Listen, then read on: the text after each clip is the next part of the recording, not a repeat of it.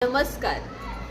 आजचा आहे आपला नवरात्रीचा दुसरा दिवस. असं म्हटलं जातं, यत्र नार्यंतो पूज्यन्ते तत्र देवता रमयन्ते. म्हणजेच जिथे जिथे नारीची पूजा केली जाते तिथे तिथे आपसुकच देवांचा वास असतो, अशी संस्कृतमध्ये एक म्हण आहे. तर मी ऐश्वर्या धनंजयराव पोतदार माझ्या तिच्या अस्तित्वाचा संघर्ष या कन्सेप्टमध्ये तुमच्या सगळ्यांचं स्वागत करते. तर आजचा आपला कन्सेप्टमधला एक मुद्दा आम्ही असा उचलला आहे की त्या मुद्द्याचं नाव आहे फेमिसाईड. फेमिसाईड म्हणजे काय हो? फेमिसाईड म्हणजे एक स्त्री हत्या. स्त्री हत्या म्हणजे असं नाही की पर्टिक्युलर एखाद्या स्त्रीची हत्या, तर स्त्री हत्या म्हणजे असं की तिच्या अंतःकरणातल्या एखाद्या सक्षम होनहार खूप जास्त काही गोष्टी करू शकणाऱ्या महिलेची हत्या. का? तर आपण तिला बाउंड्रीज लावतो. अरे तू स्त्री आहेस, तू हे नाही करू शकत. अरे तू लेडी आहेस, तू कसं काय फील्डवर जाऊन करू शकशील. अरे तुला हे जमणार नाही, अरे तुला ते जमणार नाही. नाही तुम्ही घरीच बसला पाहिजे, नाही तुम्ही वेळेच्या आत आलं पाहिजे, नाही तुम्ही ह्या गोष्टी फॉलो केल्या पाहिजेत, नाही तुम्ही त्या गोष्टी फॉलो केल्या पाहिजेत.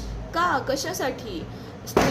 स्त्रियांनी जर मनामध्ये ठरवलं तर त्या आज कुठंपर्यंत आहेत तुम्हाला माहितीच आहे. आपण बघतो समाजामध्ये खूप या स्त्रिया खूप प्रमाणामध्ये खूप पुढे गेलेल्या आहेत. बट नाही, काही आजही काही भागांमध्ये असं म्हणता येईल, खेड्यांमध्ये, काही जिल्ह्यांमध्ये, काही ठिकाणी स्त्रियांना आजही कमी लेखलं जातं. खूप कशाला? मी माझ्याच फील्डमधलं तुम्हाला एक एक्झाम्पल देते. मी इव्हेंट्समध्ये काम करते. माझ्या फील्डमध्ये कसं आहे, मला फील्डवर्क करायला आवडतं. बट नाही, अरे तू लड़की है, कैसे काम कर सकती है, तू फील्ड वर्क में नहीं जा सकती, लेबर्स नहीं सुनेंगे, वेंडर्स नहीं सुनेंगे. अरे बट तुम्ही चान्स देऊन तरी बघा ना की बाबा हां तुम्ही करू शकता. लेबर्स काय, अहो आम्ही सगळ्या गोष्टी करू शकतो, आम्हाला गॅरंटी आहे ना त्या गोष्टीची. बट स्टील नाही. एखाद्या स्त्रीत्वाची हत्या करणं की तू मुलगी आहेस, तिथे ती बाउंड्रीज आल्या. मुलींनी जर स्वतःच्या बाउंड्रीज समजल्या तर लोकांनी बाउंड्रीज समजून सांगायची गरज नाही आहे असं मला वाटतं पर्सनली. आपण आपल्या बाउंड्रीज जपल्या की आपण कुठलेही काम करू शकतो आणि काहीही करू शकतो. त्याच्यासाठी समाजातल्या काही लोकांकडून आपल्याला सो कॉल्ड काय म्हणता येईल त्याला, सो कॉल्ड गोष्टींची गरज नाही पडणार आपल्याला की हां तू ये नाही कर सकती. आम्ही करू शकतो बॉस, आम्हाला माहिती आहे. बट माझं एवढंच म्हणणं आहे की तुमच्या घरातली, तुमच्या परिसरातली एखाद्या स्त्रीला काही करायचं असेल तर तुम्ही तिला सपोर्ट करा, ना की तुम्ही तिला मागे खेचू नका की यार तू स्त्री आहेस, तू घरच सांभाळ, तू मुलंच सांभाळ, तू मला वेळेवर डब्बा करून दे.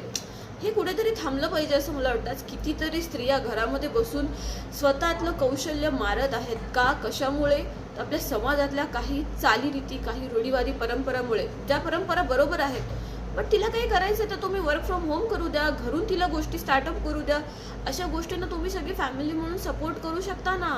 सो प्लीज माझं म्हणणं इतकंच आहे की स्त्रियांवरच्या बाउंड्रीज आपण होऊन स्वतः विचार केला तर त्या कुठेतरी कमी केल्या पाहिजे. त्यांनाही चान्स दिला पाहिजे की हां तुम्ही करू शकता. त्यांना जरा मोटिवेट करा, त्यांच्यासोबत खांद्याला खांदा लावून थांबा.